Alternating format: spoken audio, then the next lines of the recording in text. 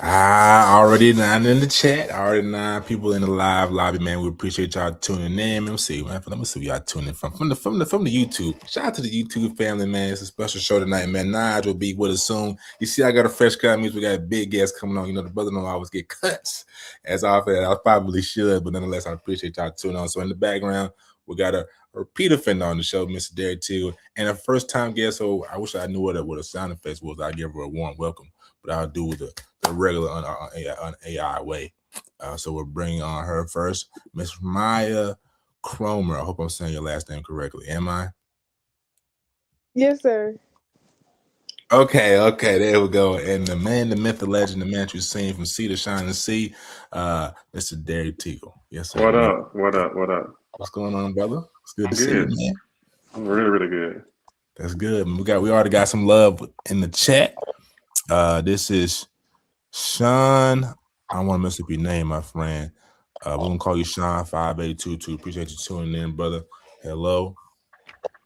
Hope all is well with you, man. So we got the legends on the show, man. You know, Miss Maya, you not just committed, but you are committed to shorter. I'm gonna start with you. Just kind of let us know, how do you feel about that right Um, I'm really just excited just to see how the next step into my career goes now? from high school. So you know what I mean. Are you getting a full ride, or are you getting a full ride scholarship? Let me ask that. Yes, sir. It's a full Okay. ride. So you know what I mean. Getting a free education. You know what I mean? I don't know too much about your backstory. You may have some hills, some doubt creeped in, but what does it mean to be not only get to go to school to play the sport that you love, but to go to school and get a free education? You kind of had no student loans. What does that mean to you? It means a lot to me because like somebody believed in me. So Absolutely. So, you know what I mean? Just talk a little bit about your process, man. You know what I'm saying? How was it for you when you were in high school? Did you see that line, that easy road, light at the end of the tunnel to get into this step? Or just talk about your process, going through it, playing games. Did you get seen early? Did you not? When was that turning point where you was kind of getting reached out by colleges? the turning point was like the end of my junior season. So like going right into my senior season this year. But I really felt good with this year. Well, really all 4 years of my high school career.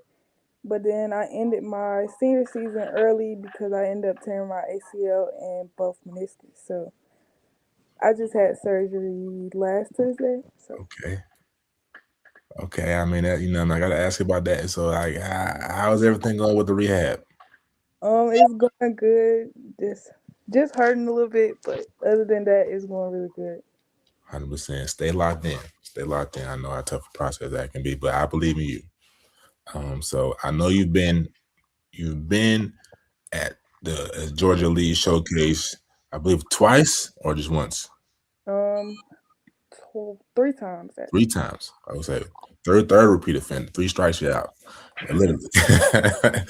But you know what I mean. Just what was going to the Georgia Elite Showcase? Was that a big turning point for you going there, or was it something else outside of that? Yes, sir. It was definitely the showcase. Derek helped me a lot. Okay. So what being there third time, I mean, let's start with your first time there. The first time you went to the Georgia League Showcase, what were you expecting, and how did you feel after the first time? Um, Honestly, I was expecting for me to just go out there and be a big dog. But um, I felt like it really went good though. So yeah. Okay.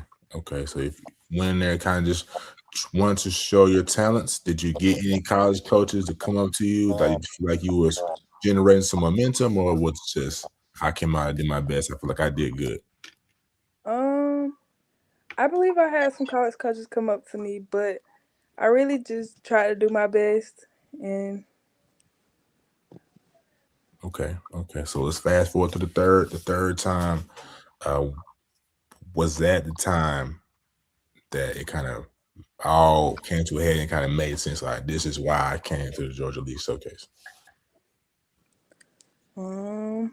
Just be honest. Honestly, for Derrick, he was one of the main reasons I came, and then just to get exposure to coaches and be around good girls. 100%. So, ladies and gentlemen, for just now tuning in, we got Big Charles in the cut, man. Let's go. Appreciate you tuning in. I believe I said her name wrong. I think it's Shoshana. So I apologize for saying your name wrong, man. But appreciate you tuning in, Charles. But I'm gonna come to you, Mr. Teagle, Mr. Derrick. You know what I mean?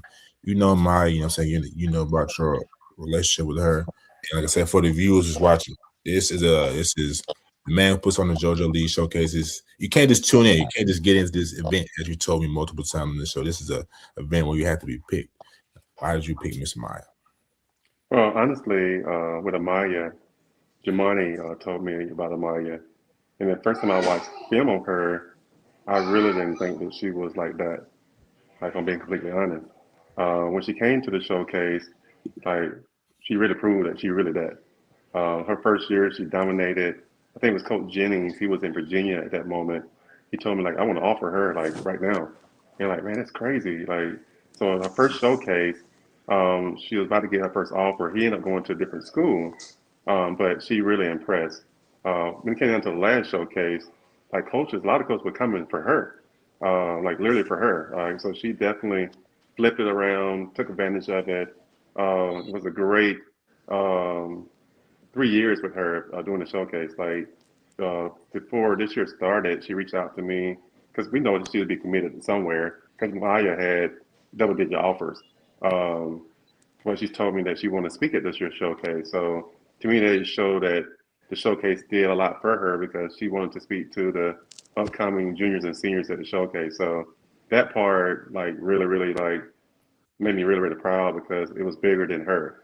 Like she wanted to get back to the showcase, and when she got hurt, like we had a conversation yesterday or the day before about like, do you still want to speak at the showcase? Because I know she just had an operation, and she's like, of course, I want to speak at the showcase. So that part to me is bigger than just the game or on the floor.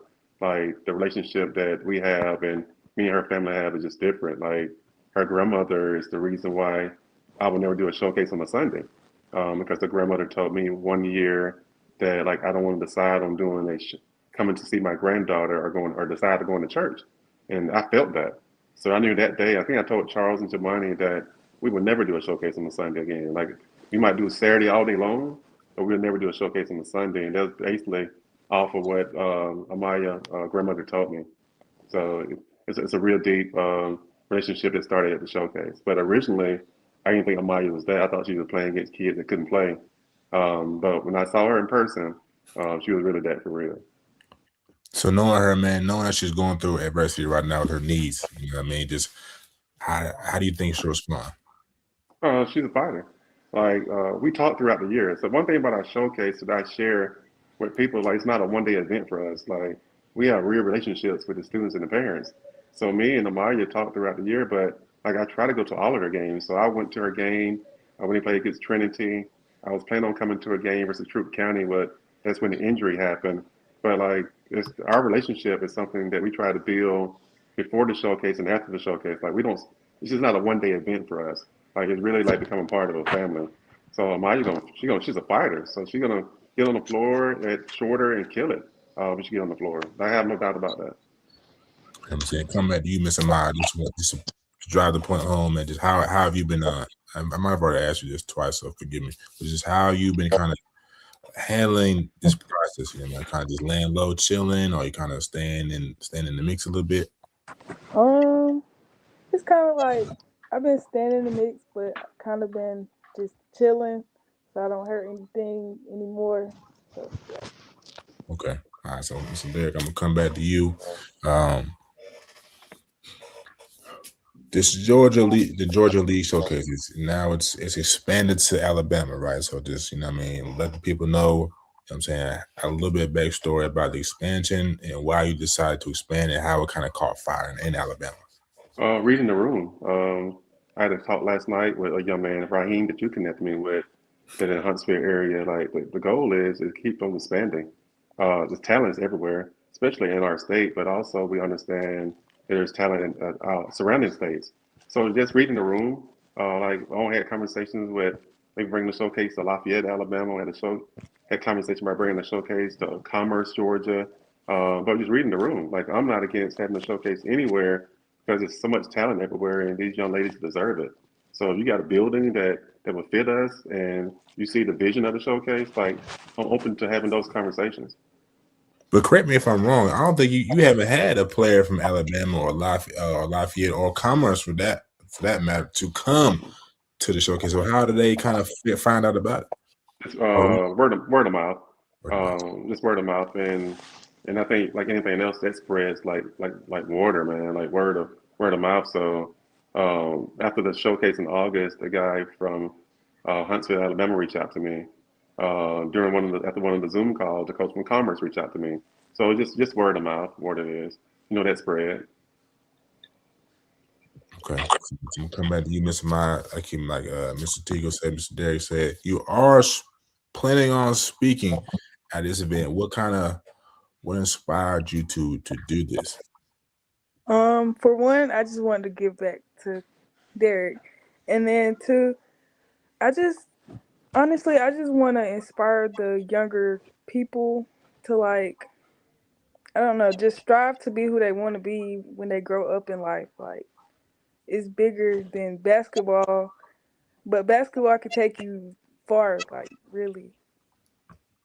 100%. So wanted to get back. What's kind of going to be well, yeah, we on the show, man. We're trying to get something exclusive, man. What's kind of going to be your message, this to the kids? I know you kind of touched on it just a second ago, but what's going to be your overall message? To just keep pushing, never give up, and just strive to be the best you can be. Not that. How best can you be? Um, well, I'm a dog, so you know. Nah, for sure. I remember I seen you. It might have been the first year I believe I came. Now you was coming down. You know what I mean? I haven't seen a jumper since, but I know you was coming down here. You had a lot of spin moves on the offensive, defensive glass. A lot of energy, a lot of energy. So I think that was the first time I seen you. More like a.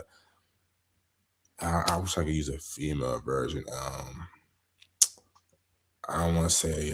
I just go. I wish I had a female version, but so excuse me for not being as brushed to my WBB this year. But like a Draymond Green. So how has your game evolved since the first Georgia League showcase? I just been working on. Well, I've been working on my shot more, Okay. but just working with my dad, staying in the gym when I can. Okay. So what I'm saying, when you get to shorter, I want to ask you this. Uh, what are you kind of taking from the Georgia League showcase or taking from Upson Lee where you go to high school at to be impactful? Not even without even getting on the floor. So without getting on the floor, you're gonna go in probably still on the injured list. And then once you get on the floor, so what are you taking mentality wise, and what are you taking as an athlete when you step on the court? I just want to be a good teammate all around. So like, just cheer my team up when they sad, when they in their head, telling them they got it, keep going, take another shot, you got it. That was a bad shot, but keep going.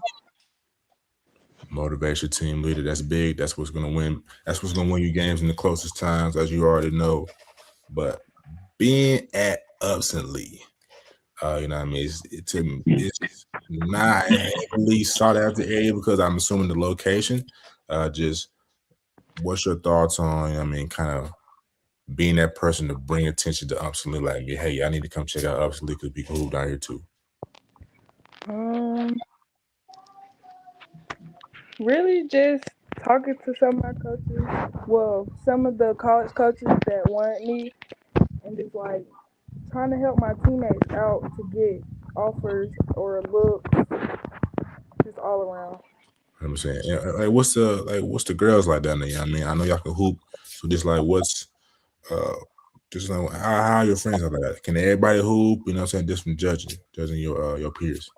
Um, it's kind of like half and half. So like, but everybody plays their role in the team too. So it's like you can't really say we have bad players And you can't really say we have good players. It's like everybody plays their role into the wins. So you're saying is basketball not necessarily the culture down there? Basketball. It's kind of like half and half. It's between like basketball and football. So it's like, Okay, I'm coming back to you, Mr. Derrick. You know what I mean? Well, ups and lead, not you do a lot, man. You know, to be honest with you, give you flowers once again. You touch the areas you touch the areas that's known for basketball, but you do a very good job of touching ups and lead, touching Troop County, touching Troop County is the Grange, but touching schools and Macon, Warren Robins, things like that. So what drives you to those areas to find those hidden gems where you could easily go to, even Noonan and up north, like, and kind of hand pick because it's easier to find those players? Because they deserve it. You can go to Atlanta and you go to Lake Point and go to Sewanee and all that part is great, but kids in Villa Rica need a shot too. Mm. Like kids in Manchester need a shot. Kids in Greenville need a shot. Kids in Woodland, was one of the girls that's joined our showcase, deserve a shot.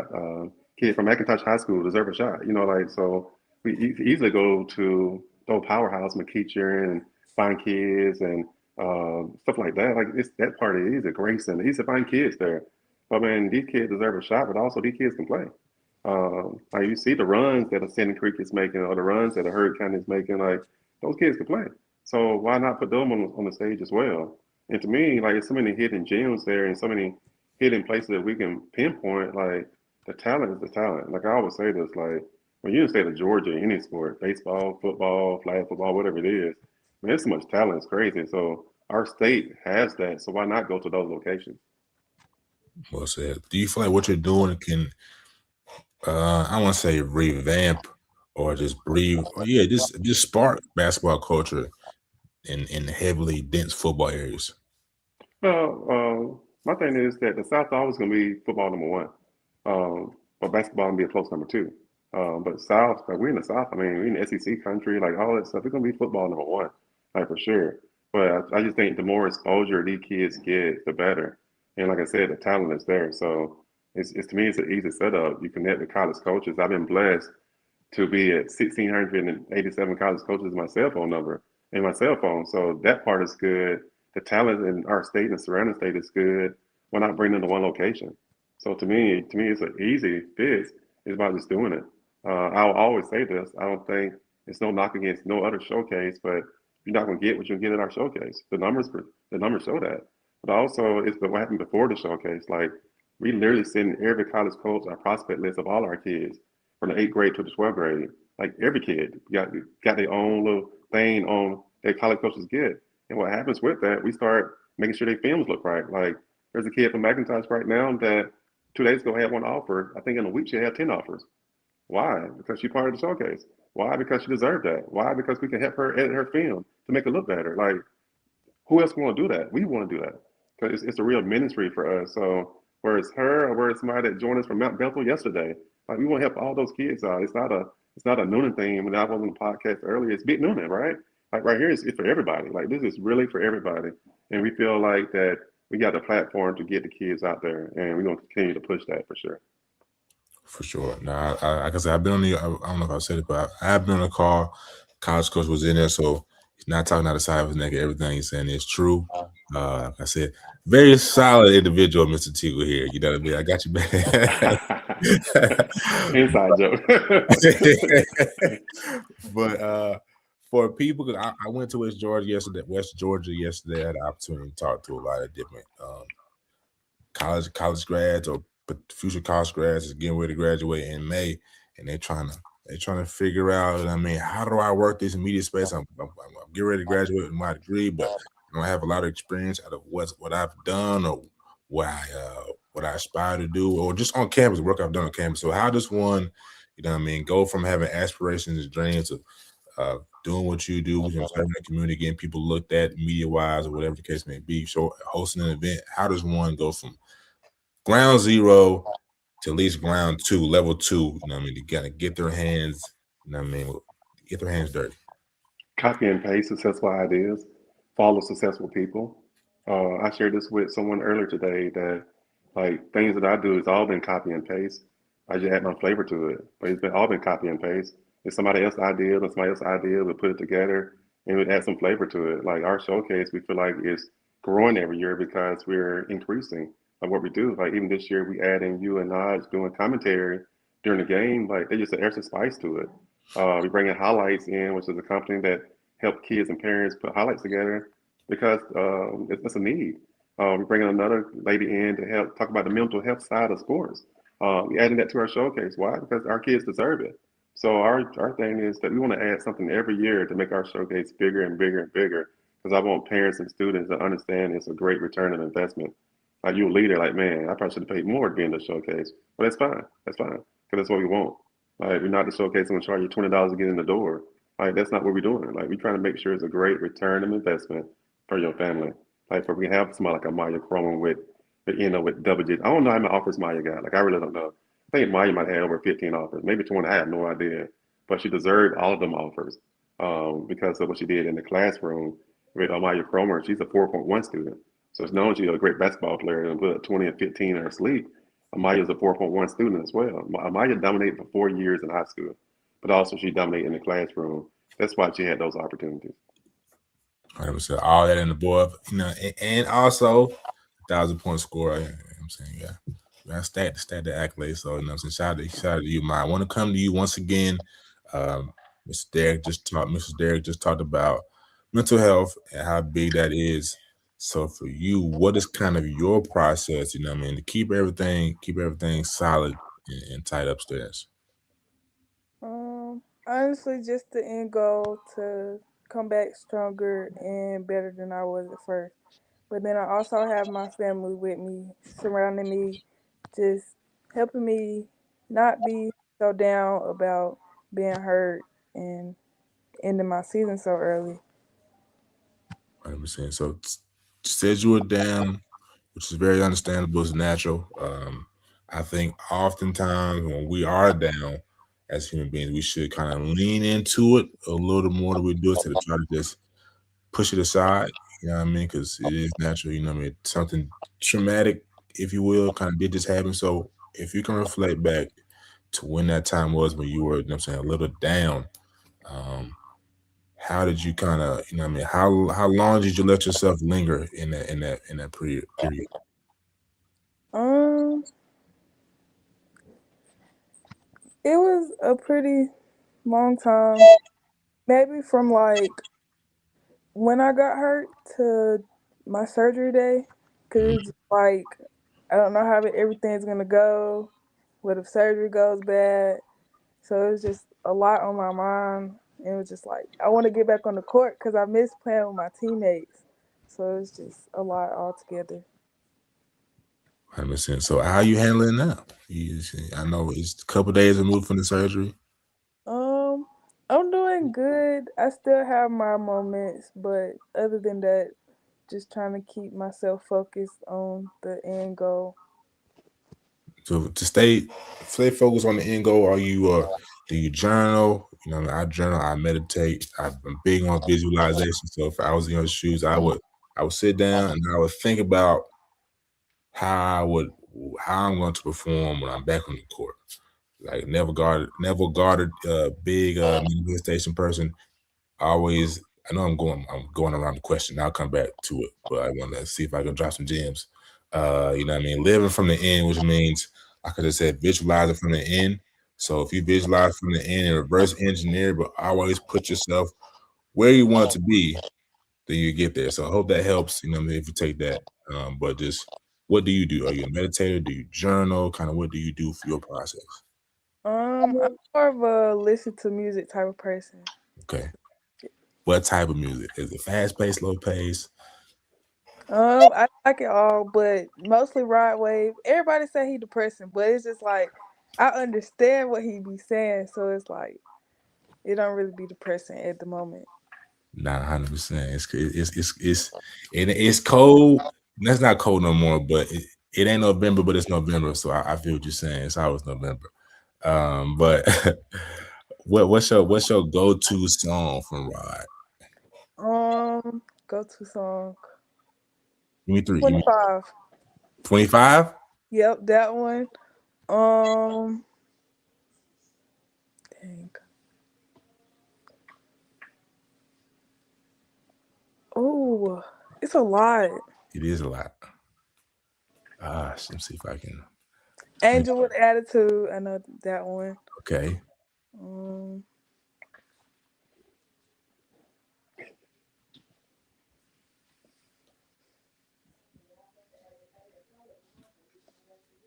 Let's see. Kind of hard. I like the whole Last Lap playlist though. So Yeah. Last Lap is Great Gatsby, maybe not. Oh, Great Gatsby, that's good too. Yeah. So 25. So for the people who don't know, to add context, she's a senior right now. She's getting old. It's why am I? You know what I mean? So is that your graduation type of song? You know what I mean? You feel like you're getting old. You're only 18, 17. Yeah. 100%. So what are you nervous about going to college, like for your next next chapter? Kinda. It's just the being away from my family part. Okay. You gonna miss the family. But you're gonna have another family, your teammates, and I mean hopefully y'all get real close. I'm sure you got a great personality, y'all be able to lock in. So Yeah. you'll find comfort in your teammates, your coaches. Okay. Yeah. Okay, for sure. All right, Mr. Teagle, I'm coming back to you, but I got, you know what I'm saying, Man, playing. you didn't ask me what my favorite Tupac song was. I didn't know. I forgot, or I didn't know that your favorite artist was Tupac. I thought you might have been a shoot. Man, I thought you might have been a 3 Stacks guy, man. You from Georgia? You from Atlanta? No, Tupac, man, Kurt Franklin, but that's who I rock with. Tupac, Kurt Franklin. Interesting combination for some who Yeah. made controversy. There's a lot of things about Kurt Franklin. I like Kurt Franklin personally, but why those two? Why are those two your favorite artists? They both well on Kurt, he knows his worth. He don't have to sing all the words in the song to make a whole lot of money. With Tupac, it's just the fact that he was a visionary. Like things that he shared back then, we can play right now. Like man, wow, he's really telling the truth. So he was a storyteller, a great storyteller for sure. 100%. Let's see. Don't want to go too deep down the rabbit hole, but Tupac is his mom. I think his mom was she a Panther? Black Panther? Sure was. Black Panther. And I mean, she put him through, made him read a lot of books. He was in the arts. He shifted towards gang culture. Just what's your thoughts about the arts, or just your thoughts about the mixing of the two? How he kind of navigated his life to become a star. Well, like one of the hidden stories was that Tupac knew how to market himself. There's a story they was doing the whole East Coast West Coast thing that Tupac and Big saw each other in Atlanta, and Big made a statement like, "Man, why are we doing this? Why are you doing this?" And Tupac's, "Man, good publicity, man, good marketing." The problem was the fact of that too many others took it serious. Like it really wasn't about that. He was marketing. And one thing that I love that I've been taught forever, man, like how to market something. Like even with the showcase, like it's marketing to get college coaches there. But once they get there, they're gonna want to come back because the talent is there. But marketing got to get it there. There's a lot of coaches that walking in the gym the day of the showcase that I never met before. But good marketing will get them there, which I totally cool with that because I really feel strongly once they get there, like man, I came here and I'm glad I came here. So he knew marketing. Kurt knows marketing. Like so I respect that. Like, do I agree with everything that Tupac or Kurt has done? No, but nobody should agree with everything I've done. Like so I respect them for sure. So I want to get back to the marketing thing, but being an individual today can be a lost star. You see a lot of people trying to emulate, which, like I said, copy pasting is good. We try to build a model, but when it comes to being yourself and how you kind of your mannerisms, it needs to be you authentically. The only one you. So just have you stayed true to yourself through times of change? Well, I think the words that God shared with me in 2019 was trust His process. Like it resonates. Like it's not just not words to me. Like trust God process is a real thing, because life will give you so many ups and downs. Like Maya's going through some ups and downs right now, but as long as she continues to trust God process, she's gonna be fine. So that's how that kind of like humbles me. That regardless of what I'm doing or what things are happening, like I still got to trust His process because I saw what Derrick process does, and Derrick process will mess up a lot of things. So I need to trust God process. Empower for life. What does that mean to people? What it means to people, it means to me. So what should it mean to people? Or what does it mean to you? Let's start there. Well, the for life part to me is the most important thing because, like I said, even about the showcase, it's not like a one day thing for me. Like Empower for Life is that I'm cheering for his Chaz that got a job at Northgate because he went part of the organization. I saw Russell Powell a couple of days ago at Trinity. I'm cheering for him, like because he came through the organization. You know, like I'm cheering for the business owners that came through the organization because they came through. So for life thing is that like we got a relationship for life. Like like me and the Cromer family is stuck for life. Like it's not like man, she go to short. We good? Like no, I'm gonna always check on her. I'm always gonna talk to her dad. Like it's just one of those things that it's not like a one day thing or a 1 year thing. We're not a 1 year rental. We're not gonna help you out with recruiting for 6 months and be done with you. Like no, we want to be with you for life. Because at the end of the day, that's what we all should want. Somebody like man, I'm gonna stick with you through life. So empowering for life, it meant what it say. We're gonna try to empower you for the rest of your life. So breaking down the marketing side, it seems like genuinity, having high morals, good character, and just building, like you said, lifelong relationships is the side of marketing that you're leaning towards. But has there been a moment, like you said about podcast, has there been moments where you kind of use let's say a negative narrative that was false around you to kind of increase your umbrella, or no? Oh, you gotta stay true to the game. That's why I look at it. Like there's some opportunities that I've been asked to be a part of that I found out wasn't legit. I've shared the story, and I don't. Well, I've shared the story publicly. Like I was asked to join NCSA at one moment, and during that time frame, not saying it's a fraud, not saying that at all. During that time frame, it was not good because they were sharing some things to me that I feel was not right. And I'm not saying that I'm perfect because God knows I'm not perfect. But when the goal is to cheat people and to hurt people, like that's not one of my goals. So I've been asked from some people that want to sponsor and give us financial blessings, but if it don't line up right with the man above, like why are we doing it? Because it's going to fail eventually. So that's kind of why I look at that is that at the end of the day, I got to stay true to the game. Because once again, I failed so much in life. Like I've shared this a lot. Like I failed a lot in life. Like I got to trust God through this process because I failed through Derrick process. So just staying true to that, knowing that I will make mistakes, knowing that I will have faults. I shared it with a parent last night. I said some words at a game last Friday that I should never said. I admitted that. I owned that, and I moved forward. You know, like so. That's just how it is. Just staying true to the game. For you, is it losses or lessons when you don't like? Lessons. Like I was sharing this also yesterday at a training session. Like we never lose. Like we just learn from it. We never really lose. We just learn from when we take a loss per se. But we're never losing. Amaya's not losing right now. Like she might be hurting, but she's not losing because it's a way that she can motivate somebody else that go through an ACL injury as a senior. Like man, I did it, and now you can accomplish that. I just follow my lead. So we never losing. Those are tests that turn into testimonials. Tests that turn into testimonies. Do you have a Bible verse for us for today, sir? On the spot. Put him on the spot. Say that part again. Do you have a Bible verse for us? No doubt. No doubt. As always, Philippians 4:6-8. And to me, it's the don't worry scripture because in life, the world wants us to worry and worry and worry. And on that verse, Philippians 4:6-8, God speak on the part of like, man, I don't got you through this. I don't got you through that. Like, let's reflect on the things that I got you through and be thankful and grateful for that. So it's always Philippians 4:6-8. 100%, man. As we kind of wind down, coming up on 35 minutes. The 16 on Bacon Network has been holding strong. I appreciate everybody tuning in on the BN and everybody. We got an amen in the chat. Yes, man. Actually, okay. KTH says safe all the way from Landmark Christian, brother. Appreciate you tuning in, brother. That's a real one. I'm sure you know who this is, right? Who me? Yes, sir. Girls coach at Landmark Christian. Oh yeah. Oh no doubt. Kyrie, no doubt. We rock together. We rock together. Yeah, nah. He's he don't answer my text, but we rock together.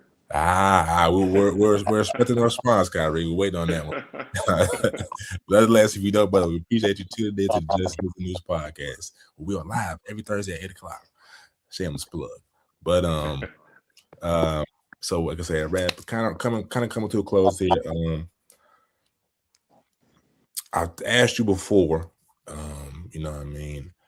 It's an invite only showcase. Yeah, maybe it's probably some new people in here. I mean, man, I feel like my girl is talented. I want her to get in.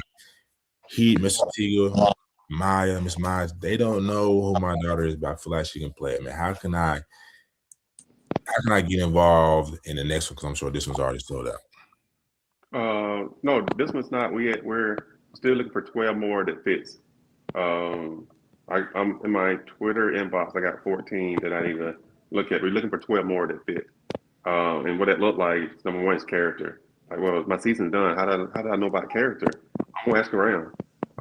Like I actually have conversation with their coaches. Like I've talked to Troup County coaches. I actually talked to Villa Rica coaches like before we made a decision on their kids. But also I got a chance to watch Villa Rica play in person. I got a chance to watch Troup County play East Qaeda in person. So that part really, really matters. Like the character part is number one. Most like, but how about skill set? Well, that's not number one. It's always the character because I want college coaches to come and want them to come back. We're not having a ratchet showcase. That's not what we do. So character is number one. Number two is of course like look at academics. Like where were you academically? Like do you have really good academics? And if your academics are trending in the right direction. So we take 2.3s, but the 2.3s hopefully is coming from a 2.1. We don't want a 2.7 that was a 3.2 last year because it's trending in the wrong direction. So academics is another part, and of course skill set. So like I said, just don't want anyone to be there. I would rather have 58 out of 60 spots filled and be good with that instead of just begging for two that got bad character. So that's not what we're doing. Even where we're at now, we're at 48. I can rock with 48 because the more exposure for the 48 that's there, right? But we really want 60. That's our number. But like I said, we're not going to beg and just pick anybody, just be picking anybody. 100% will say. I'm gonna come back to that light diverse, Mr. Teagle. I'm gonna come back to you, Mr. Maya. 4.0, 4.1 GPA, talented hooper. You know what I mean? 1,000 point scorer. How did you juggle the two and still excel in the classroom at a high level? Um, I feel like a lot of it came from my dad, just like reminding me to like just stay on top of everything. But then a lot of it also came from like, okay, in my mind it's like you got school, you got basketball, and then I was working at Chick-fil-A too, so it was like you got a job. So I really just had to have a schedule for everything at a certain time. So it's like just get everything done. Can you dive a little deeper about your schedule? Like how did you Um, so I do dual enrollment, so that's like college work. So that's in the morning. I would do that, and then I would go to school, do my work, practice at the gym, and then maybe get home around 7ish, maybe 8 on a good day, and just study more on my work and stuff like that. was how during the season working, doing your schoolwork, going to practice? And what's your schedule like? How late are you staying up most nights? Um, Most nights, maybe 10, 11. It just depends on like how much work my teachers put in. Yeah, that's not too bad. 10, 11 is sweet actually. That college schedule finna have you up 1, 2, maybe 3, 4. You know what I mean? So, but you'll be fine, man. You got 4-1, you'll be good, man. So what I'm picking up from you, Miss Maya, is it's Amaya, excuse me. Um, that an athlete's life is very boom, boom, boom, very structured. You know what I mean? So what would you say to those athletes who coming from 8th grade to freshman, or even some sophomores going into the junior year, that it may not be living that dedicated lifestyle? They all over the place a little bit. Just talk to the importance of having a schedule, being on a tight schedule, because it's easy to get distracted. Um, Honestly, I feel like everybody should have like a organizer. Just like put like a book. You can get a book. Just write your dates that you got to do stuff on, and just like time limit. So like schoolwork, like 5 to 6, like homework, and then practice whatever time your school has practice, I just feel like that would be a good way of just organizing your schedule and staying on track and not getting off track. But you could also set like little timers and stuff like that to know when it's like, okay, it's time to stop doing this and do something else. I'm saying high character, high achiever is Miss Amaya. Again, my brother, last question for you, and I'll let y'all rock again. It's an honor to have y'all on the show. Well esteemed guest, highly productive and that's going places, We like to showcase a shine on excellence. But like I said, brother, for you, man, for those new parents that's listening to this, my son or daughter, they might not be the best, but now we are going to strive. Actually, let me back up, man. What would be some steps, like if you could put yourself in the mindset of a parent, who may have a household that's a little chaotic, right? And are trying to change that about the house, about the household, kind of get their kid more on the structure. What would be some parent advice that you can kind of bring to them? Say the first part again because I didn't hear it well. I'm sorry. Mhm. So if I was a parent, right, and my household's a little crazy, a little chaotic, my son got hoop dreams, but he's a little all over the place, but he has promise, and I can see potential, but I haven't been necessarily investing into him. He's real raw. Let's say his GPA may be a 2.4, but after hearing this, I'm fully convicted that I need to get myself together, structure, or I need to make my life and his life more structured. What advice would you give to them? Well, the first thing is the GPA. And I think that's one of the things that a lot of people miss with this whole recruiting thing is that we'll dive, we put crazy amounts of money in travel ball or crazy amounts of money um, in training. And I'm not knocking having a trainer or travel ball, so that's not it. But we forget about the tutoring part. And you can be as good as you want to be, but you limit yourself when the GPA is low. And that's why if Amaya was a 2.3, maybe some of the offers that she got, she wouldn't have got. But because she was a 4.1, she solidified those offers. So the first thing is the GPA, is the academics. Like that's the first thing, and investing in that. Like I'm a parent of a son that we invested in to get to the point where he graduated high school with a 4.1, but we didn't start that way. It was a real investment. So to me, the first thing is that. Number two is having conversations with somebody real to be real about the skill level and knowing that we all can get better for our skill level. So I think that like be the first two steps. And the third thing is just if I'm going to put my son with a trainer, or if I'm going to AAU, or I'm going to a camp, call and ask questions before you commit to something. Don't go by somebody else's words. Like call and ask questions. Like I said earlier, what's my return of investment? If you're going to train my kid, what's the return of investment? If I'm going to play for your AAU team, what's the return of investment? We don't need trips. We can take trips ourselves. What's the return of investment? I'm going to come to your camp or showcase. What's the return of investment? If they don't have an answer to that, that's a red flag. Maybe you should not invest in that. So to me, that's really what it comes down to. Because a lot of folks will tell you a lot of things in this world of recruiting, of marketing, of playing, like all of that stuff. Like, so you need to ask that question. If you're not answering that question as a parent, you're failing yourself, but also you're failing your family because it should be a return of investment. If an organizer, a director, a coach, a trainer can't tell you that, it'd be crazy to put money into it.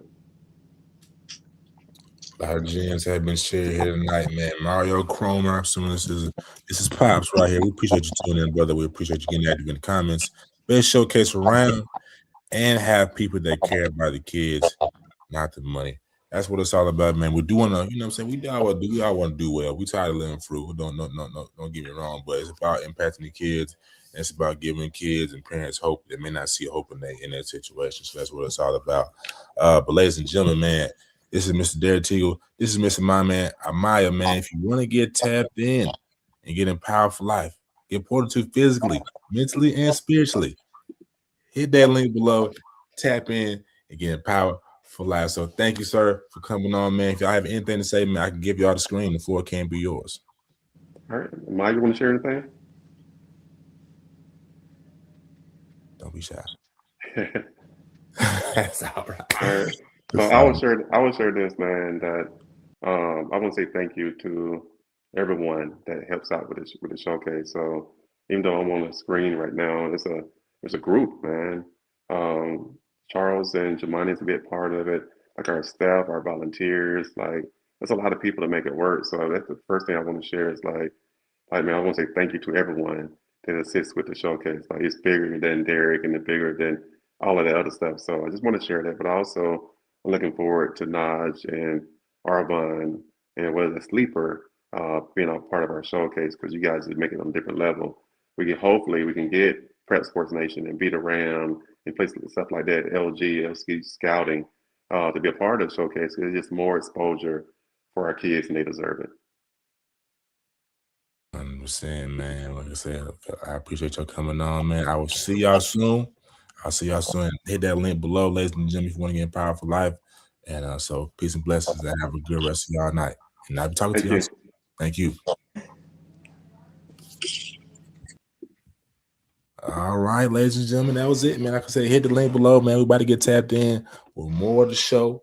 We got a lot of topics coming up. I see my guest just tapped in. I got you, brother. Okay, I got you. Speak your piece. What's going on, brother? Sorry, I'm late, brother. Just got done working, man. You know You how it good. is. Gotta hit that rent. It's the 5th, so and Man. get in by 8:30. It was funky. It's like, let me hit the shower. So apologize my tardiness. Just trying to out here make it, man. It's tough out here. Hey, brother, we all, hey, man, you know what I'm saying? I get it, brother. I get it, man. It's all good. Still love you, still my brother. You know what I'm saying? We still gonna ride, share. You know what I'm saying? We still gonna chop it up at the end, brother. We still gonna do the showcase together. It's all love. I understand, man. You know what I mean? Life be life, and we two Yeah. brothers on the road trying to make it just a dollar in the dream that's gonna come to dollars and spread a lot of love and impact to our area and people around us, not just statewide, but worldwide and nationwide. So stay tuned, stay locked in, because we're about to dive into more topics, brother. Let me address some of these topics. Comments. Kate Sensei, brother Kyrie and Maya, go be great. Appreciate you tuning in again. Coach D, Mr. Teagle makes real connection with college coaches. Again, if you haven't tapped in already, if you didn't hit the link, go get Empowered for Life, man. I don't know what you're doing. You take it too long. You don't want to wait till senior year and you're calling in. You know, it's only a couple months. They already signed. And then got to go play prep ball, which is fine. But if you hit that link, you can fast track. So we got one more in the chat, man.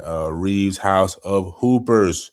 Strong arm and the fire flame. Appreciate that, brother. All right. So now that we don't have, I saw you, Miss Latoya. Hello, how are you doing? Thanks for tuning in. Hope you're still in the chat. So, brother, the floor is yours, man. Because I need to introduce you to the people. This is my co-host, Naj Wilkins, man. What have you seen in the basketball world that's caught your eye today or this week? I think it's Darius Zuckuff. I don't know if you heard Sean Miller, the Texas coach, what he said about him. He said he should be the #1 overall pick going into the NBA draft. I think we've been seeing a little bit more about that. You know all about Kentucky guards, so you could probably attest better than me. But I think the compliments, I think people starting to realize what a Cuff is and what he's bringing to the table is one of the things that caught my eye. Definitely deserves more credit, more praise for what he's doing. And I think he's starting to kind of garner it a little bit. Is that #1 overall pick worthy? I don't know, but he definitely should be one of the top 5 picks, I think.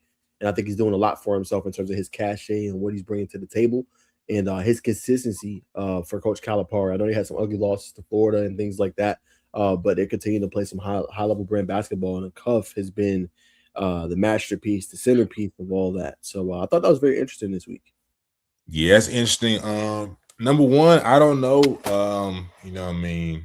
The league's only getting bigger. Do I think Darius Cuff of Arkansas can be that guy that is an effective guard at 6'3", 6'4"-ish, 6'2", 6'3", 6'4"? I think so. I'm hoping he falls to Atlanta, man. If we can't get the Bonsa, because he's a true point guard that can probably average 18 points or more. When you think Darius Cuff, if you're not really a hoop head, think Tyrese Maxey with passing intangibles, and that's who you got. So I'm hoping he comes to Atlanta, man. But that's our thoughts, man. Let's hop into some high school basketball news, man. Cobb County. So in 6A, man, we talk about it's a Final Four. It's a Cobb County 4. To me, it's not even crazy. You know what I mean? You got Hillgrove, you got McEachern, you got Wheeler, and Pebblebrook, all in the Final Four. This is not the. I don't think. No, I think this is the first time. I don't think this is the first time I think they've all been in the Final Four. But if you've been watching basketball since what's his name? Plays for used to play for the Jazz, got drafted by the Cavaliers, played at Alabama. They called him Young Bull. Damn, I cannot remember his name right now. Let me pull up the article. 1 second, ladies and gentlemen. But you know, we've said it on this show before. A lot of people talk about Gwinnett. Of course, I can't read the article again. It's on Marietta Times. But Paywall. Man, say it again.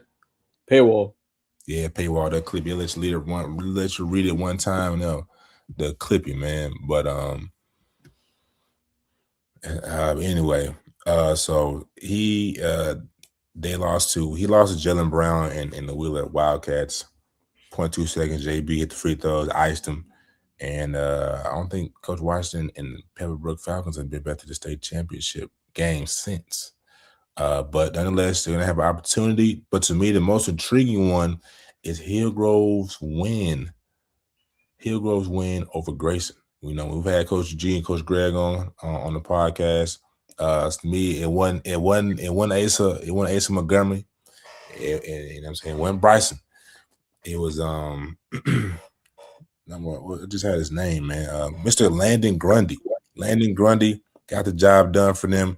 Probably had 15 plus getting, you know what I'm saying, getting it done for that team in a Rockets environment, man. So I want to get your thoughts on just the all Marietta Final Four. No surprise. We had a couple of those coaches on the show, including Hillgrove. And kind of like what, you know, obviously their head coach for Hillgrove said, like, it's more than just Gwinnett. Like, Cobb is really good. And we look at some of the players that are emerging, even going to the league. You go Ace Bailey, you can go obviously Isaiah Collier. A lot of the players are coming up from that Cobb area. So no surprise when you look at McEachern and Chase Lumpkin.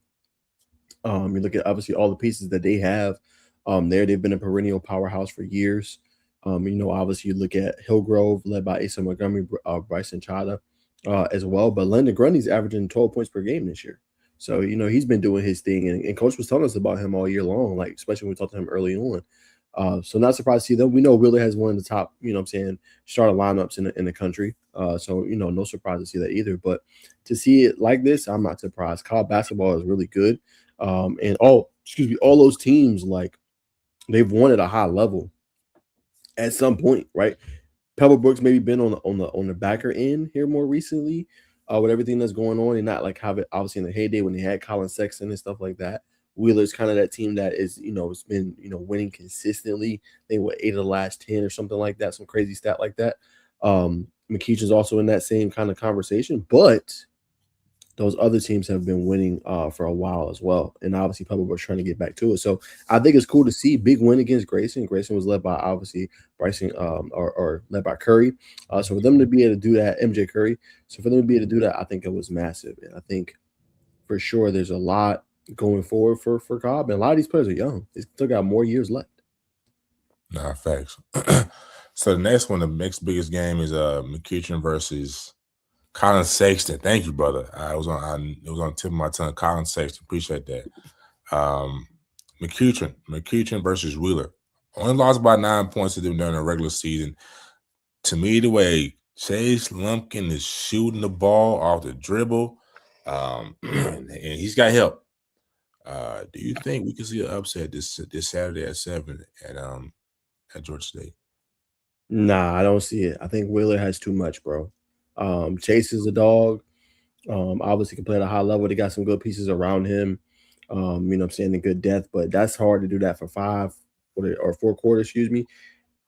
I think Wheeler is just in that position. You got guys when I think it was one club we saw both of these star players on the double team, Kevin Savage and Coben Landry, like, and they were just running 3-on-3. So I think for this one, not that Coach Tremaine Ingram can't coach, he can, but I think it could be a little mismatch. I think Coach Larry's going to put you in the best position to win, and he's going to get the ball to his best players and playmakers. and they're gonna find a way to be able to kind of exploit some of those mismatches. And I think they're gonna have a plan to try to neutralize a little bit Chase Lumpkin, and then probably make other people beat them. Like I said, they do have the players. They do have a good team, but I think the mark of a great team, and we've seen it with Grayson and McEachin a few years ago, they was able to kind of like neutralize everything else. Yes, Ace got his, but nobody else could really come up to the fray to kind of help him out. 100%. You know what I mean? We'll see what I believe it's Graves, Zach Graves, McMillan, Mason McMillan.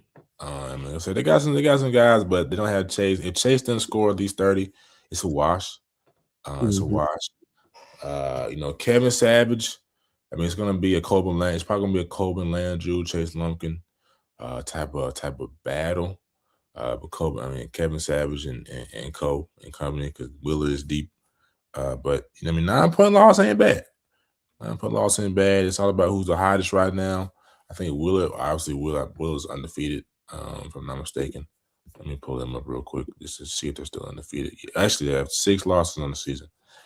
Lost to Calvary Christian Academy, Barlett National, Logan Rogersville National. Lost. Oh, it's a 4. I don't know why they forfeited to Marietta. I don't really count that. So really only 4, 5 losses really. So that's interesting. But it's gonna be interesting. It's gonna be interesting. We'll keep y'all in tune with that. I'm gonna go for the record. I'm gonna say it's gonna be an upset this Saturday, man. I like the guys, man. I like the Indians. You know what I mean? Out of lower Marietta, right? I think Will is a little more North Marietta, so that's interesting. Big shout out to all the Marietta teams, especially Pepperbrook. You know what I'm saying? Big respect for Coach Washington and the Brook boys. You know what I mean? So had to bring that up.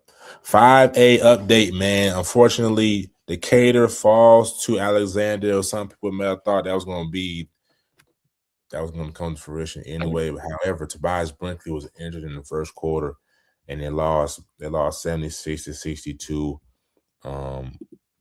That's unfortunate. I think if Tobias stays in, I think they move past Alexander.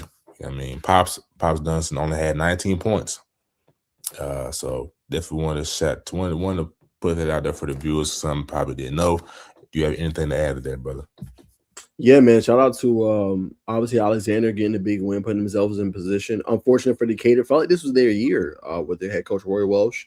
Like I said, Tobias Brinkley, you've seen him up close several times, I think, this season. Bacon felt like this was the year that they were going to make some noise. So, you know, they kind of, like you said, they kind of contained Pops Duncan a little bit. We seen him go off for 30 pieces a bunch of times. So I thought that was a big win for them. And they won pretty dominantly. I know Tobias Brinkley got hurt, but 76-62, you know, that's a pretty good win for them, man. And if you're Decatur, you got to be kicking yourself because you know this felt like the year you were supposed to take that next step forward. In a year you could actually surprise people before obviously next year was just a little bit different with the power ranking system, kind of just coming across the board. But Alexander's a good team, Bacon. They were 20-2 this year. They didn't lose in a region, so it's not like this team struggled. But they have good pieces, you know, and they're very senior led. Torian Green, you know what I'm saying? You look at guys like Jaden Crawford. So they have pieces all around. And that was a good game for them and a big time win. And they've won, I think, their last like 7-8 games by double digits. Facts. Yeah, man. Come out. Though Decatur, Alexander, I mean, now you got to throw in Tri-Cities, but before this amazing run that we're getting ready to talk about Tri-Cities, I would have said those two teams were the hottest teams in 5A, and I would have bet money that they would have managed in the chip. But it doesn't always happen that way. You know, Coach Rance, I want to put that Coach Rance McCray was in the IG live chat, man. You know, appreciate Coach tuning in. If he comes back to watch it later, you know, people kind of fade in and fade out off IG because it's not as interactive as a YouTube live chat. But appreciate you, Coach, for tuning in with us on the Basketball Thursday. But let's take a deeper look at the bracket in 5A. So, you know what I mean? We see Tri-Cities beat Langston. No, I'm not gonna say I didn't see this coming. I think that's a talent gap at that point. Let's be honest. What you mean?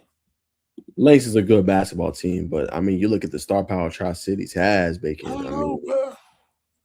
I mean, you know better than me. You've seen Langston. All I'm saying is they got pieces. We know about several of their players. I'm just saying I know they had Derrick Teagle. I know they had obviously player we interviewed, but I think when you got Trey Keith and Jalen Wingfield, that's tough, bro. And then they got the experience. Like they've been there, done that. They won a chip last year.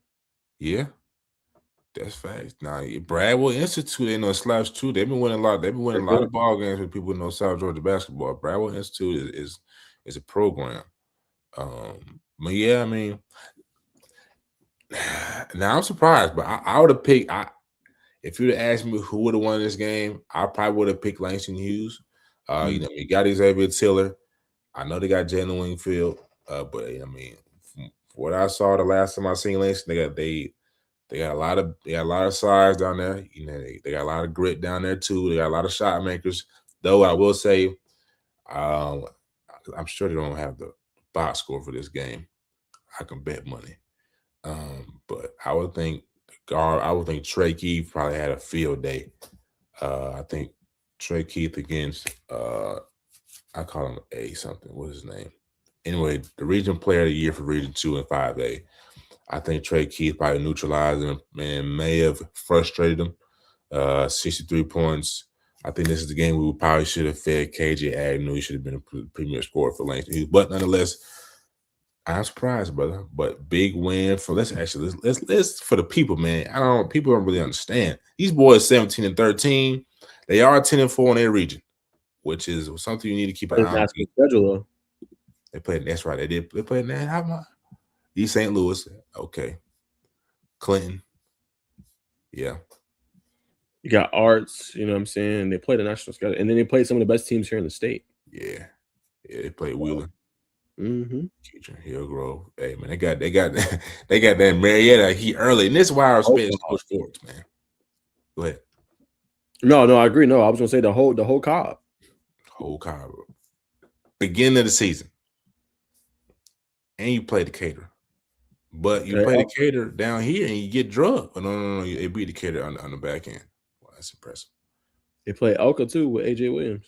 Yeah, they play and won. Played North Oconee. And this is why I say, man, for any coach out there, you know what I mean, you got a squad. You need, go ahead and open up to the heat. Go and open up to the pressure. So you see what you got, man. You know what I mean? You get to see how your teammate handles adversity. So my question for you is, brother, how far do you think they'll go? Depends, man. Obviously they got to play Alexander. That won't be an easy game. We talked about obviously some of their pieces, so that's who they got coming down the pipe. The game is actually tomorrow, so that's gonna be one to see. And I think you got a dope Final Four. Like you got Woodward Academy, Gainesville. Woodward Academy has Miles Haynes, and they got obviously, what's the brother's name? I know they got Miles, which is Miles and Jackson. I mean Jarvis. Sorry, Jarvis. Yeah, I couldn't think of his name. They got Jarvis Haynes, so they're loaded with talent as well. They had a big time win. And Gainesville's one of the best teams in the state. So, I mean, that's a great Final Four. And in Tri-Cities, they're trying to defend their crown and get there. And then Alexander's trying to get back to the state championship game. So I think it makes for great TV, man. That Final Four is going to be off the chain. Is this on TV, Naj? I don't believe so. I think the finals they do in Macon's on TV, but yeah, I highly doubt it. They don't do basketball like that, unfortunately. Well, man, I have to work tomorrow, unfortunately. Otherwise, I probably would have pulled up to Georgia State and tried to finesse my way in, man. I had to. I went and showed love to the alumni yesterday, so my grits. But we'll see if we can make something shape for state. But that Gainesville Woodward Academy matchup, that's gonna be fireworks. I'm gonna take Tri-Cities over Alexander. They're on the hottest team, second hottest team. And 5A, I'm gonna give the crown to Gainesville since they're still undefeated. I'm gonna take Tri-Cities. I think they're gonna have a lot more. That Trey Keith Pops Dunson matchup is gonna be something to see. In terms of Gainesville Woodward, I'm going Gainesville, man. I'm going with Coach Charlemagne Gibbons, Charlie Gershmel, the other 7-footer, and I can't remember the name of their guard. He's a dog, man. He gonna lead them boys to victory. What you got, Naj?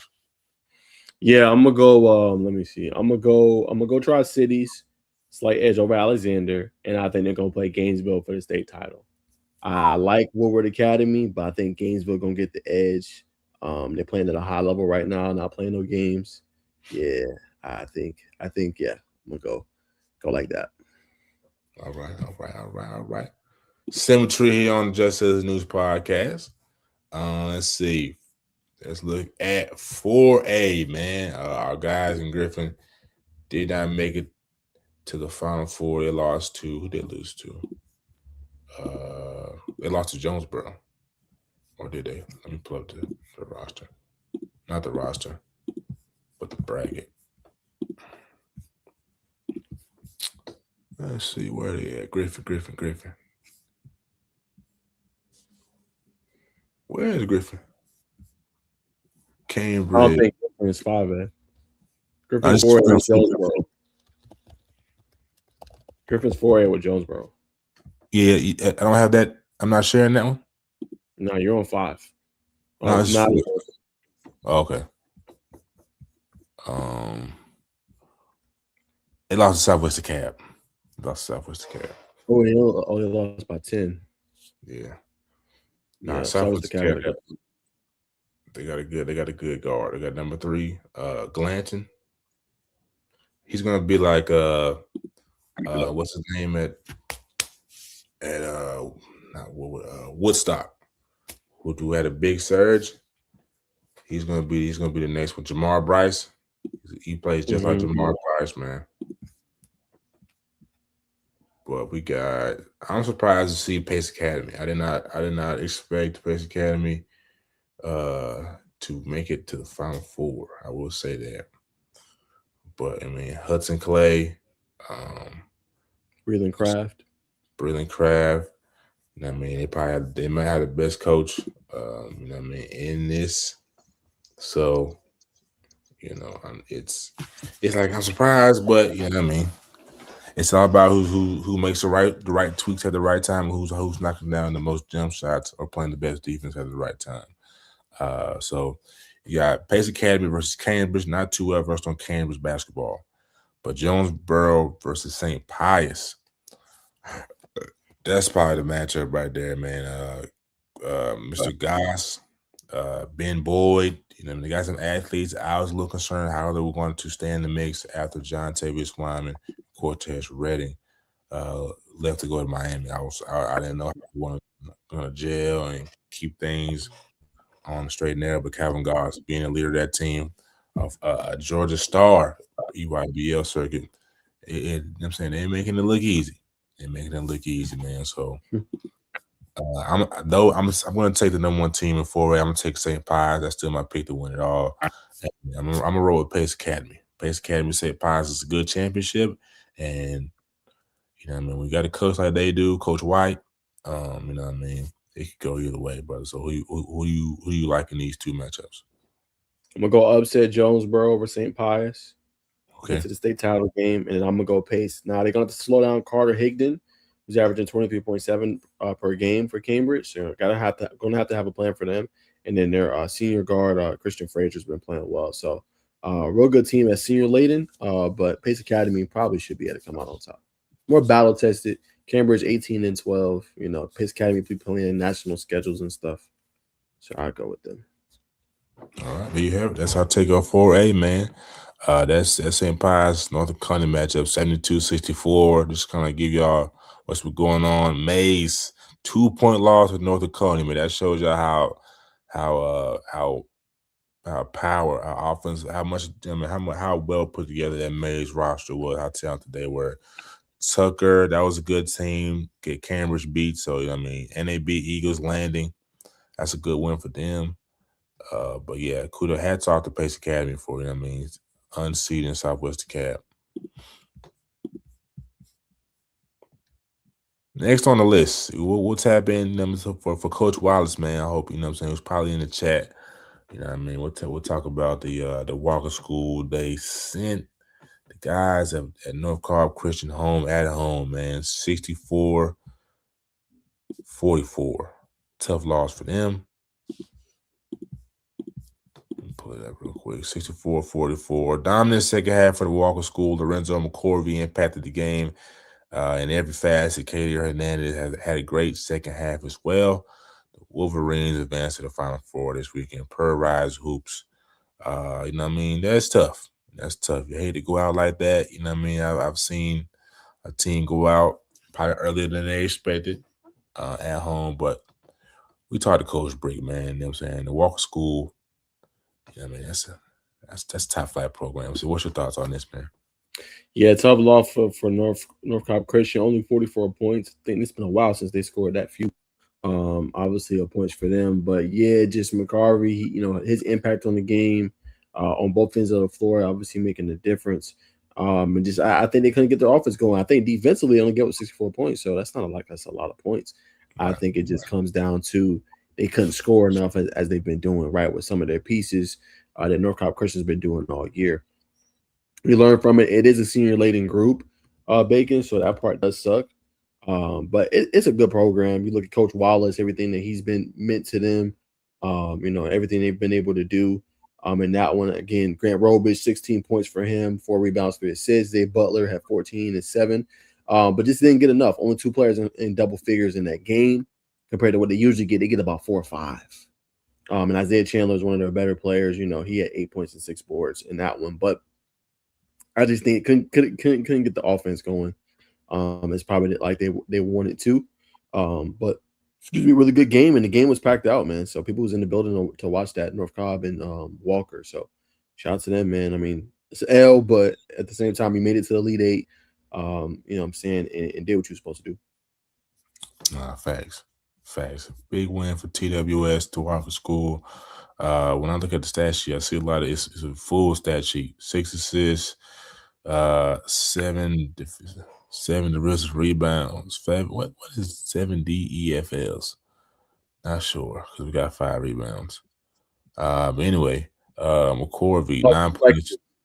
Deflection. Oh, okay. I didn't know we were recording deflections, but nonetheless, that's a game-changing stat, really. 9 points, 10 rebounds, 7 assists, 3 blocks, 3 rebounds, 3 rebounds, 3 rebounds. They were on the glass heavy. Man. But I mean, hats off to the guys at North Cobb Christian. But they got Holy Innocents coming up, man. That's another banger, man. It's a lot of great basketball in the state of Georgia, and I think it's Class A, Class 3A private, or used to be 3A private. It's gonna be a big one, man. On the other side of the bracket, you got Mount Vernon versus Darlington. To me, that's a walk in the park from Mount Vernon. So we'll see. I don't know who's gonna win, but first win between the Walker School and Holy Innocents. But just on the show, if I had to pick, I'm gonna go with the Walker School. No cap. Walker School versus Mount Vernon. If that goes down, expect some behind the scenes content from Bacon Network. Stay tuned, brother. Who you got, brother? Yeah, I think I'm gonna go Holy Innocents. Walker School is very good. Elite team, man. I think Holy Innocents, even though they don't got Caleb Wilson, I still think they're a good program. Then they get back to the title game. Okay, get back to the title game. All right. It's going to be a banger either way, man. Either way, if you're a basketball fan, you're getting spoiled right now on the high school, collegiate level. And if you're a Hawks fan, which we'll talk about later, 5-game win streak, we're getting spoiled as a whole in basketball right now. But we'll transition to college basketball. Hot topic. If you've been kind of keeping I'm sure. If you've been keeping your ears tuned in college basketball, you saw the Chad Baker Mazar tweet, and it was apparently it's fake news, man. The guy was like, "Well, the fake page, like, yeah, he's 36, he got 4 kids." They clipped it. They clipped us. But what's really going on with Chad Baker Mazara? Because he did get dismissed from the team, or he hasn't been with the team. To me, from my research, and Naj will give us his opinion as well. To me, it looks like he's just been a problem guy, man. You know what I mean? And he stopped. Yeah. You can't be. He's been a headache to the team, and one instance after another. I think comes back. It's interesting. He came off, sits on the bench. The lady gonna ask him, "You okay? You all right, man? What you with? You had a jersey on? This is not. You okay?" Shake your head. No. I think this is what got him kicked off the team. I don't think a coach kicks you off the team middle of the game. So I think Why this would is you go sit over there though? immature 26-year-old. Because they had some posts was like, oh, he's 32, he got blah blah kids and all that stuff. But I mean, Bacon, you're right. You're 20. You should lucky you're still playing college basketball at that. But yeah, man, it's just a maturity thing. He's just not there, and it's not a question of talent. It's a question of buy-in. You see him obviously walking away there. That's just not a good look, bro. And if I'm the coach, yeah, we cannot have that. We're trying to contend this year, and I think USC is a bubble team. I've been following college basketball a good bit, so I think they are a bubble team. They're 18-12. They just got beat yesterday by Washington Huskies, so they're gonna have a good run. But yeah, they're like right on that bubble. I've seen the Big Ten, so I mean, yeah, you just can't have that. And like I said, I won't say he caused problems at Auburn, but he had his issues there too. So yeah, I mean that's pretty much it for his career. Obviously college basketball now has to see if he can get a pro opportunity. I just think, you got to cherish them, bro. It's not going to always be there. You know what I'm saying? So you got to cherish them. It got to make sense. Yeah, I mean, I just sucks for the young man Bacon, but he just got some growing up to do. Yeah, he's got to grow up quick. Because I mean, is he going to the NBA? Probably not. But can he play overseas? Definitely. He can go overseas, make $100,000, possibly find himself in the G League. I don't know what that'll do to his college contracts. I'm sure I don't know what his NIL evaluation was, but he's probably a millionaire. Probably $100,000 there. You know what I mean? So, but you gotta, you know what I mean? You're 26, brother. I know you in college, and it's that switch hadn't really flipped yet. You know what I mean?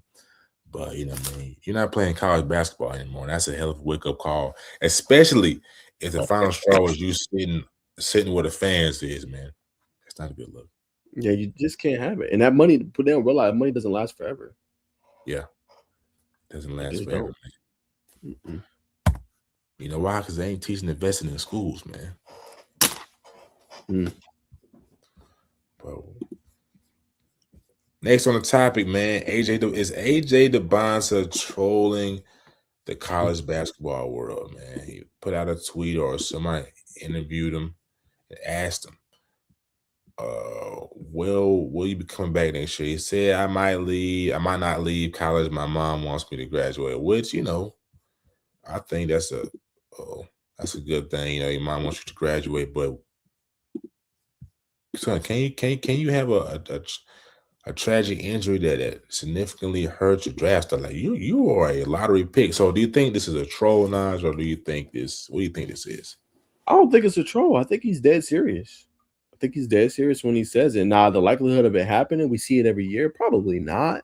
But I think he's dead serious because, I mean, like you go and you look at the interviews, he has a strong relationship with his mom and his dad. Yeah. Both have been very impactful in his life. So I think he's dead serious. BYU got to get some talent around him. They just landed, obviously, a 5-star prospect, which could probably help AJ, you know what I'm saying, and obviously help what they're doing. I think the second year in a row, they've landed a 5-star prospect alongside him. So that obviously helps, but I don't think he's trolling. I think it's like, okay, my mom wants me to get a degree. I know that's not the most important thing for these athletes anymore. You know what I'm saying, when it comes to this NIL money and that all being important, but nothing wrong with having that backup plan in case it doesn't work out. So yes, would it hurt his draft stock for sure? Because how many times can you say, okay, I'm the number one player, or I have the potential to be the number one overall player? Compared to now, you know what I'm saying, you can go to the NBA and do your thing, but you can also take online classes and still get your degree. We've seen Steph Curry do it. We have several examples in the league of players doing that. So it's a tough situation, but I think he's still probably going to go. But I do think in the back of his mind, he's thinking about that, though. I don't think this is a troll.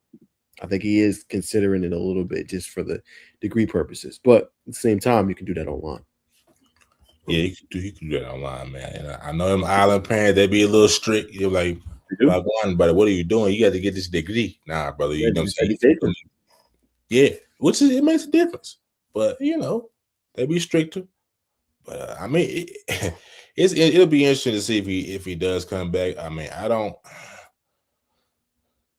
look down upon it, We just hope the worst doesn't happen and he gets injured. But if he were to do it and he were to start a trend where he stays 4 years, I mean, you're getting paid lots of money. That could be how his parents are seeing this. You're getting paid lots of money. You take care of your body. You're living as a pro right now. You stay 4 years, stack up this bread. I'm sure that his policy seems like a very astute brother. We're going to put this money into investments and it starts a whole trend. People don't know about that though. What'd you say? People don't know about that though. They don't know about it right now, but if he does that and he starts, using his platform to talk about it, what will we see then? NCAA. Well, I will say this. I don't know if you've seen the post. Mm-hmm. I'm gonna let you read this comment here in a second. But one of the posts he had, he said he was using his NIL funds for his foundation. I think he was doing for in terms of I gotta find the tweet, but he was basically using the funds to like help with like a relief or something. Let me find it. I don't want to misquote. For the hurricane, right? Yeah, I think I've seen something like that. All right, do you think? I'm gonna respond to Dre, man. Appreciate you tuning in, Dre. Man, Dre, when you coming on the show, man? When you coming on the show? Matter of fact, brother, while you tuned in, while we got you, I love the docs on tomorrow's MLB Stars, man. I love the docs. Maybe put some ad dogs behind them, but you shoot that up, people start seeing you, brother. Fable Dre is out of there to the next stratosphere, brother. But love what you do. Keep doing your work, man. If you're still watching, Dre, my comment for you, brother, how in such a what's the term for our industry? How in such a malicious industry, brother, have you? Yeah, it can be malicious, shiesty, whatever verbiage you would like to use. You pick, you make your pick. How did you carve your lane, brother? You're everywhere, like just in terms of, but what I love about it, Dre, if you're still watching, like you're very low key about it. You just kind of go about your business and stay out the way. Love that about you. So I want to ask that because I know you start off with high school football. You still do that and dabble in that, but then we see you on college football Saturdays. You know what I'm saying? We see you doing the MLB thing. How did you just carve out your lane, brother? Just where you know what I'm saying you could get the motion, but also get the motion and kind of just stay out the way, but create your own thing just as a separate entity. Curious your response to that, if you're still watching. Invite me on, fellas. Would love to chop it up. I appreciate that. I think it could be a big thing. So going on, a good thing. So going on YouTube. Hell yeah, brother. Yeah. Shit, we say the link right now. Nah, I hit you with the DM, brother. You know what I'm saying? I hit you right now, brother. Yeah, Baker. We gonna let you set that up. All right, for sure. Yeah, we'll chop it up. Yeah, I would love a creative to come on and just give his thoughts. Like I think we, a lot of creators sometimes don't like the spotlight, but I would love to just chop it up with Dre and just kind of pick his brain, man. Just hear his journey and his story of how he's doing it. But hey, you got the right idea, brother. Like it's the YT. It is. And I'm struggling with it because like me and Bacon are both monetized. But we trying to take that next kind of like step forward with just to get those consistent views, man, because it's hard out here, like the consistency from other sources or revenue sources is tough, but we trying to get that there too. So yeah, if you got to monetize, brother, my best advice to you, I try to post almost every day. That's a lot for some people, but yeah, I would say get a consistent schedule, brother. If you don't know, you probably already know like the nicks and nannies of YouTube, but yeah, brother, I would say yeah, try to post consistent, whether that's every Tuesday or Tuesdays and Thursdays or Thursdays and Saturdays, whatever it is, just be consistent, bro, and then your artist going to naturally grow on its own. Nah, 100%, man. We ain't gonna lie, man. We are there. We being consistent. We locked in, man. You know what I'm saying? 2020, the 2026 summer is gonna be a big year already, man. You know what I'm saying? So that's the energy we coming with. That's the energy we moving forward with. What were you pulling up again, brother? This right here, I'm about to share screen. All right, my bad. Nah, you good, brother. You good. All right, so here it is here. So he had a foundation gala. You know what I'm saying? But obviously those are his parents. You know what I'm saying? The first of many. Thank you to all the incredible vendors who help make this night happen. But I just bring it up to say AJ just using his platform, as you said earlier, Bacon, for good. And you know what I'm saying, the gala, like, for kids, you know what I'm saying, he's using it to obviously just help better people, giving back. You know what I'm saying, having charity drive for collecting books and supplies and stuff. You know what I'm saying, like here's his Gallifrey's Foundation to raise money to send kids in Jamaica, right? AJ DeBonsa hosted a charity Gallifrey's Foundation to raise money to send kids in Jamaica in the Congo to universities. As you can kind of see here. That BYU hosted for me, and y'all just gonna see the behind the scenes work. Welcome to all to our inaugural AJ DeBonsa Foundation Gala. We are so thrilled that so many of you donors and friends have joined us up here at this beautiful location to help us help AJ as he assists those in empowering young people and giving back good support to the communities that meant so much to AJ during his life. Gotta get the play. I love to donate. I love to just give back to the community, see smiles on kids' faces. So yeah, that's kind of what the AJ DeBonsa Foundation is about. Here at the AJ DeBonsa. So I mean, like that tells you all you need to know. He has a foundation, and he's a freshman in college. You know what I'm saying? I mean, he's already thinking long term, and I think when you have that, very smart. You know what I'm saying? So I just think he's doing the right thing, and I think that's why you may see him. I think he's cut a little different than everybody else. Like money, money, money. I think AJ, like we've seen it up close and personal. Like AJ just like he loves the hoop, but he's gonna use that as a platform to give back to others, to help other people. And I don't think we see that enough. And that's why I think he's gonna be successful. Like, yeah, it's been a tough year. They've won 20 games. Obviously, BYU has lost the last few. But he just has the right mindset or about him. Man, we've seen him close and personal. He just a different level player, man. Different level person. He marches to his own drum, man. What you kind of like. Yeah, man. I think he's doing the right thing, man, and pouring into the Congo. Yeah, man, that's a good spot to pour into, man.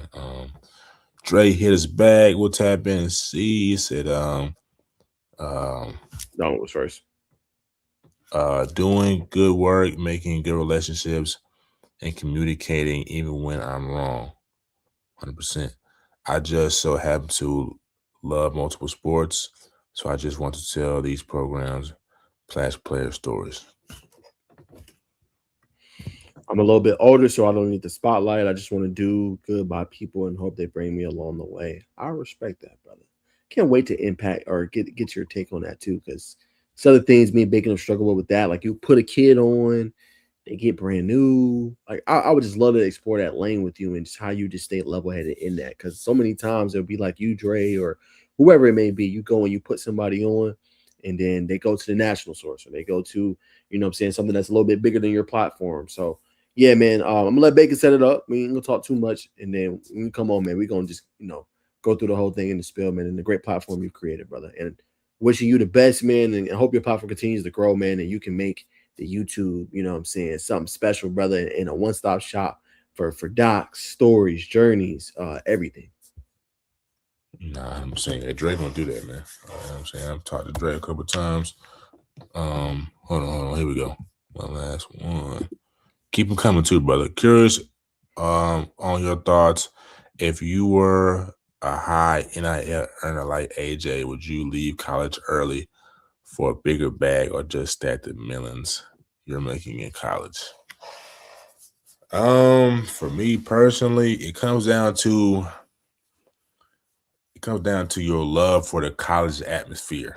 You know what I mean? Or your dedication to get your degree that you probably won't use, to be honest. But it comes down to you, like you're a freshman, you're a number 1 overall pick, projected number 2, top 2, and you stay 3 to 4 years. Your value probably is still high. You know what I mean? You're probably getting better, but the money thing, I think that's a good idea. But am I going to get tired?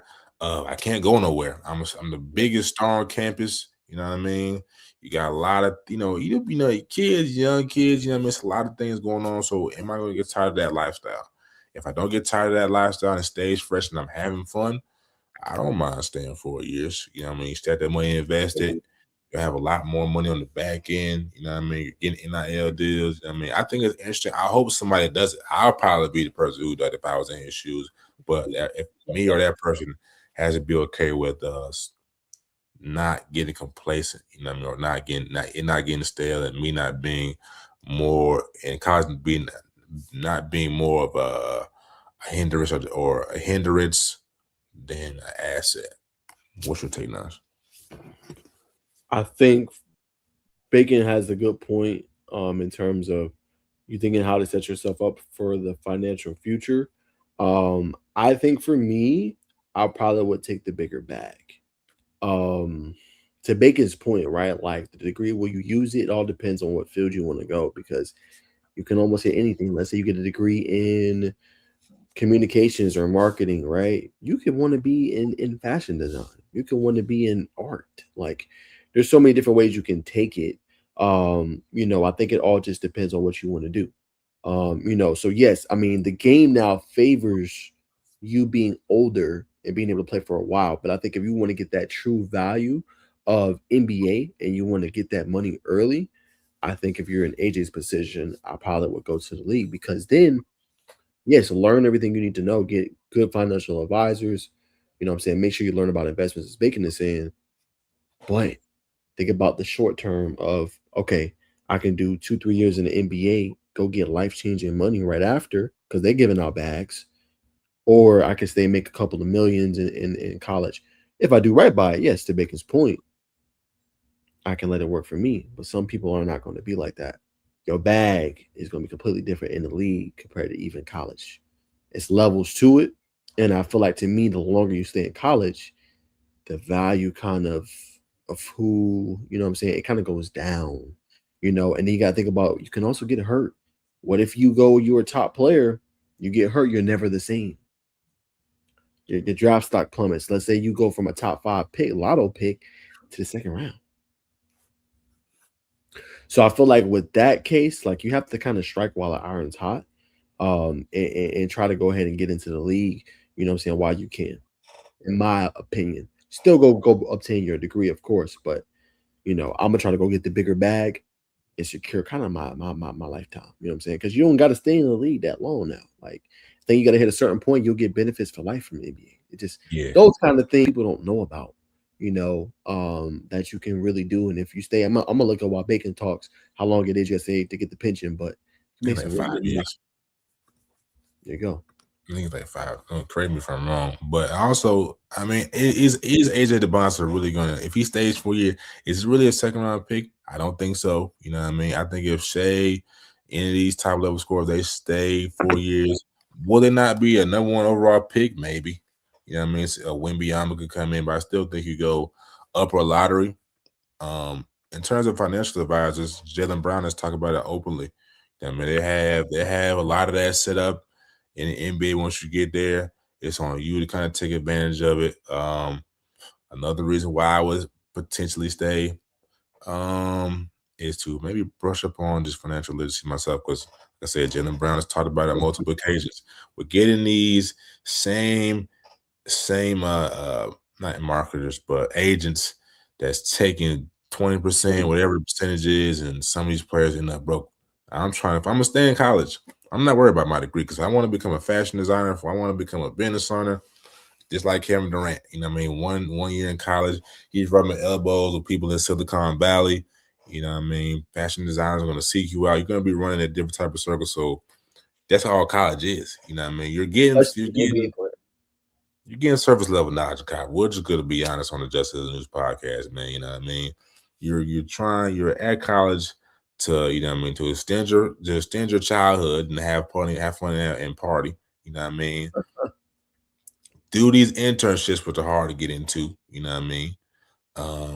But the main thing is the networking opportunity of meeting Baker, or meeting like-minded people that can, you know what I'm saying, y'all can form something like, what's his name, owner of Facebook. You know what I mean? Got this thing going, but it's not be too long-winded. That's why I would stay, you know what I mean? Just stay bred, because I don't know, bro. That's just my take. I feel like I'm talking too much. So people this. No, you good. You're giving a great answer. If you play 3 years in the NBA, you get a lifetime pension. 4 years, you get medical expenses covered for life. 5 years, those medical expenses extend to your extended family, or extend to your entire family. Excuse me. Facts. Kind of tells you all you need to know there. You know what I'm saying? Would love to do it. I appreciate y'all, and good luck on everything. Love what y'all are doing. I also got to worry about getting hurt. I probably hit the draft as well. I'm telling you, Dre, I would, because like I said, that same knowledge, bro. It is all depends on the savant you are mentally. Are you really trying to, you know what I'm saying, expound your knowledge? Like, are you trying to learn outside of just that structured learning, which is great because I got a degree. You know what I'm saying? Like I went to Georgia State and got mine, journalism, minor in marketing 4.0. Like it's great. You know what I'm saying? It's great for structure, but at the same time, you can also get knowledge. Like I don't think I would go back for an MBA. I'm not spending $40,000 to $80,000 for that. You know what I'm saying? I literally bought a book. I can learn because really what college is, nobody wants to talk about it. A lot of it is, yes, you make connections. Yes, you go learn structure. You're teaching yourself though. You're teaching yourself. Like whatever they go, the instruction that they have on the board, you have to teach yourself enough in order to kind of pass the test, do well on the test. It's great. I'm not knocking college. You know what I'm saying? I'm not saying it's a bad thing. But I feel like if you don't have the bread or the money, why put myself in debt to go be a corporate worker and never like be trying to pay off debt all that time? When I can go, to your point, Dre, create a business, you know what I'm saying, have that business thriving for me and obtain knowledge outside of it. You know what I'm saying? That's kind of almost equivalent to learning in school. Now, it all depends what you want to do, right? And we're not trying to knock people. We've had a bunch of educated people on the show. We had Dr. Who we had on last week, Bacon? Dr. No, the only doctor we had on was Dr. Was Coach. But she's getting her doctorate though, so you might. Right. Yeah, Coach Destiny. Yeah. Destiny. So like, to me, there's nothing wrong with that. That's great. Like, but to me, I feel like now it's the opportunity cost of, okay, does this degree make sense? You know what I'm saying? And is it going to help me achieve what I want to achieve in life? You know what I'm saying? Is it too expensive? Like that. Those are the kind of things I feel like you have to weigh now. When it obviously comes to that, and just if you want to be corporate world, great thing to do because it's giving you certifications, right? But if you're gonna run your own business, bro, you can get the gift of gab, like Baker said, just brushing elbows with people, reading, talk. You can get the gift of gab there. So it all depends. It's different for everybody. Every use case is different. All depends on what you want to do, but that would be a strong consideration if I was in that position. Fact. I'd be interested to see if somebody does it, man. But let's look at the top 5 freshmen, you know what I'm saying, who potentially could stay, you know, in 4 years, man. But we highly doubt. So, man, number 1, I like this list better than the one we had last Thursday. Number 1, we got Cam Boozer, number 1, on the freshman ladder right now. I think that's accurate right now. 2, AJ DeBonsa. 3, Darius Acuff. Big jump for him. 4, Keaton Wagler. I think this is the ideal spot. I think he could be the next best shooter in the NBA once he polishes out. Jamal Murray, maybe a little better. Caleb Wilson at number 5, dropped because of injury. Kingston Flemings, another electric shooter. And Darren Peterson at 7. You know what I mean? Everybody knows about his load management. Ibuka Okori at Stanford. He's good. He's good. Very good. Probably a transfer next year. Don't be surprised if you see him at a major school, Kentucky, a Duke, Arizona. Like we seen it last year with Jeremiah Wilkinson. He played for Cal, transferred to Georgia. Don't be surprised to see that with Ibuka Okori. Just too good. Do you think he stays? I know. Braden Burries, Arizona. Arizona's got a good chance of winning that this year. Cole Pete, we'll see. And Nathan Mint at the 10th spot. What are your thoughts on this top 10 freshman list? It's a pretty solid list, I would say. I love how they moved Derrick Teagle. He wasn't on a bunch of lists, but he's continued to skyrocket up. So love to see that for him.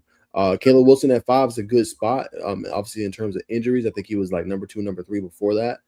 So like to just see him continue to get love. Kingston Flemings, you can make the argument he can move up too. He wasn't expected to play a lot this year, and he is, you know, kind of calm those notions. Him, Emmanuel Sharp, got Joseph Tugler.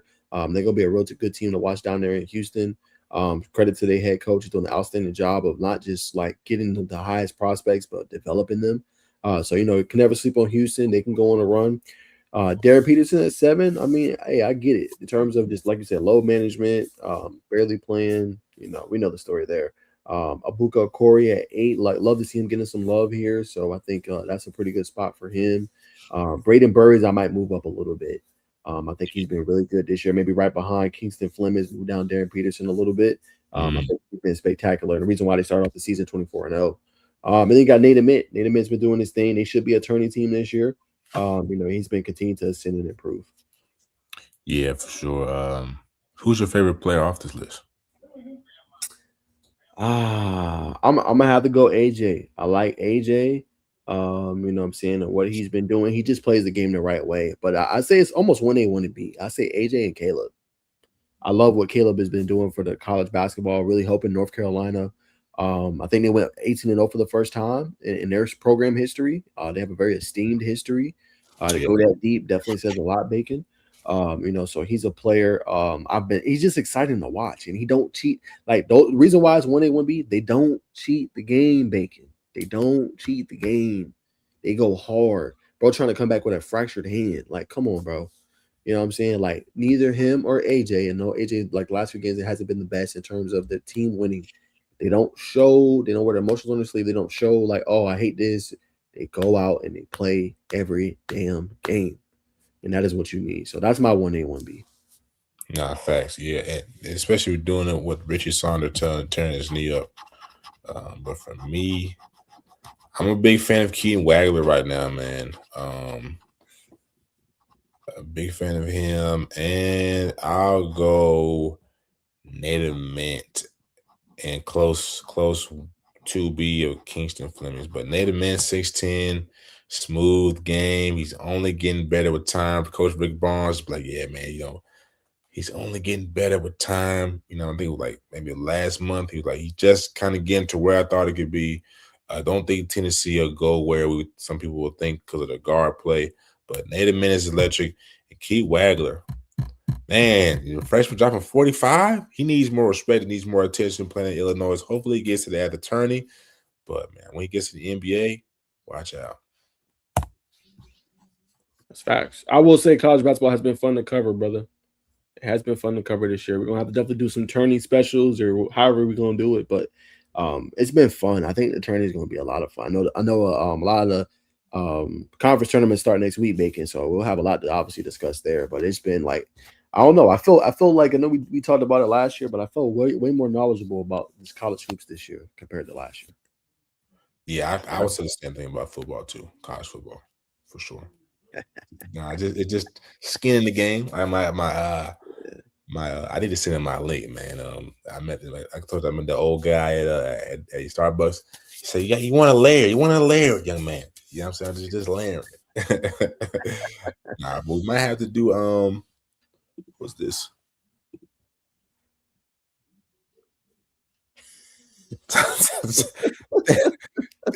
Get some love in the chat, buddy. I was trying to read her name. I'm trying to make sure Mel, Benjamin, Miss McFadden. We appreciate you tuning in. We appreciate the art. Man, we love the support. We appreciate you too. Yeah, every Thursday at 8. And for Monday for football, if you have a young man or a young lady that needs some support in the recruiting scene, we do all that as well. But I was getting ready to say is that maybe we need to do like another streamathon, man. Stream some games. People can watch the games with us live. That may mess with our monetization, but I think that'll bring, people like to chill with us, brother. You know what I mean? So that's a good point. Maybe for that one specifically, we just turn off our monetization. I think you have different streams, Bacon. You don't have to cut it on. Yeah. So then, like you said, you don't have to like just run into that issue of what I'm saying, getting like demonetized or whatever it is. But I don't know how your Saturdays look, but for sure, I think definitely like turning time, like, yeah, man, like you said, just do a little streamathon or something from the crib and just put it on there and like you said, just hang out, have fun, demonetize it and just rock out. Nah, I'm off on Saturdays, brother. So we can pipe it up, man. Women's too. We got Coach D. She wanted to tune in for the women's bracketage. Just break that down. We can find some coaches or some guests to pop in. And, bust it down, brother. Run it up. Facts. Stay tuned for that, ladies and gentlemen. We'll clip that up, put and pub that out. Moving on to the NBA news, man. Coming to a close. The Atlanta Hawks Big win last night. Big win last night over the Milwaukee Bucks. Had Giannis frustrated. The team around him's trash. The team around him is very lackluster. Yeah, I will second that. But we talking about the Atlanta Hawks, man. We on a 5-game win streak. Jalen Johnson looking like so nice. They sliding in my boy CJ into that point guard role. I was a little nervous. I said, Coach, he's a scorer. But I kept thinking. I said, CJ is a veteran player. He know how to come in, slow the game down, change the pace, find the open man, find the kill Alexander Walker, find Mo Gay in the corner, find Crispy. I'm calling him Crispy. They ain't Crispy, it's Crispy. Because the way he's shooting that basketball off his fingertips, that boy's something special. But let me share my screen. We'll crunch the numbers, and we're talking about this 5-game win streak for my Atlanta Hawks. All right. Let's go to point guard play. CJ McCollum, 18 points, 8 assists, 1 steal, 1 turnover. That's getting the job done. I mean, for a seasoned veteran. Leading scorer for the night, Onyeka Okongwu, 3 for 7 from 3. To me, another Pascal Siakam, 9 for 14 from the floor. Jalen Johnson, 20. Excuse me, I'm sorry. Leading scorer to kill Alexander Walker, 5 for 9. Dyson Daniels, still waiting on you to find that 3-point shot, my friend. But if you're going to come in and get 3 blocks as a shooting guard, 4 offensive rebounds, get a double-double, okay, plus 21, leading efficiency rating, keep doing your thing, sir. Now, let's scroll down. Zachary Richardson. I like Zach coming on, 4 for 7 from 3 last night. The Hawks looking like a well-oiled machine, man. I'm going to say it here first. I'm going to give myself the floor. I think the Atlanta Hawks can find themselves in the East Conference Finals. Keep playing like this. It's a lot of mix of youth, a lot of mix of old heads, and I think the head coach is doing a pretty damn good job. I don't know what you smoking, brother, but let me smoke some of that of what you're smoking. The Hawks ain't going to no Eastern Conference Finals. Is he crazy, y'all? He's not seen the Eastern Conference. The Hornets on a win streak right now. They're finally over 500 for the first time since being 2-1. Obviously with the Hornets. At the top, you got Boston. You got Cade Cunningham. Not see what that brother is doing, that light-skinned brother from Oklahoma State. Balling. Then we just got breaking news earlier today that Jason Tatum is on a return, and he set the return on Friday to go along with the Jaylen Brown. He's not ready. Hey, come on, brother. No. Can they make a run to a semis? Hey, they got the potential. Well, how Jalen Johnson's playing at the All-Star level he's playing. Dyson Daniels, got Jonathan Kuminga you throw in there. Onyeka Okongwu locks down the paint for you. And then you got a versatile scorer in CJ McCollum. You know, you got some pieces to do some damage. Yes. But is that enough when we look at the Eastern Conference standings, Bacon? To make a difference? I don't know, Bacon. Again, I'm not gonna say this is a real year in the Eastern Conference.